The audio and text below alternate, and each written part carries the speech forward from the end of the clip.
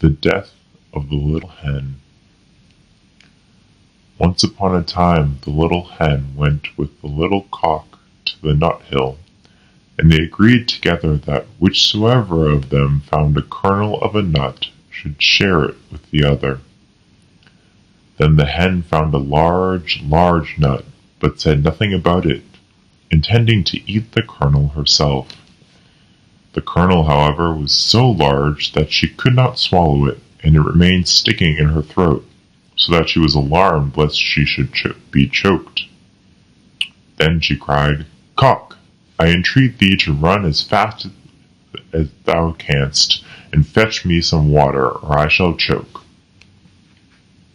The little cock did run as fast as he could to the spring, and said, "Stream, thou art to give me some water. The little hen is lying on the nut hill, and she has swallowed a large nut, and is choking." The well answered, "First run to the bride, and get her to give thee some red silk." The little cock ran to the bride, and said, "Bride, you are to give me some red silk. I want to give red silk to the well is to give me some water. I am to take the water to the little hen who is lying on the nut hill, and has swallowed a great nut kernel, and is choking with it." The bride answered, "First run and bring me my little wreath which is hanging to a willow." So the little cock ran to the willow, and drew the wreath from the branch, and took it to the bride. And the bride gave him some water for it. Then the little cock took the water to the hen, but when he got there, the hen had choked in the meantime, and lay there dead and motionless.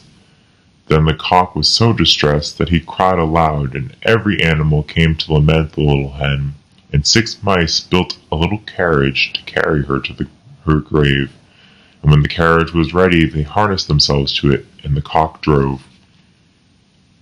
On the way, however, they met the fox, who said, "Where art thou going, little cock?" "I am going to bury my little hen." "May I drive with thee?" "Yes, but seat thyself at the back of the carriage, for in the front my little horses could not drag thee." Then the fox seated himself at the back, and after that the wolf, the bear, the stag, the lion, and all the beasts of the forest did the same. Then the procession went onwards, and they reached the stream. "How are we to get over?" said the little cock. A straw was lying by the stream, and it said, "I will lay myself across, and you shall drive over me."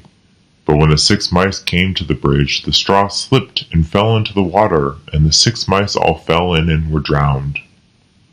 Then they were again in difficulty, and a coal came and said, "I am large enough, I will lay myself across, and you shall drive over me."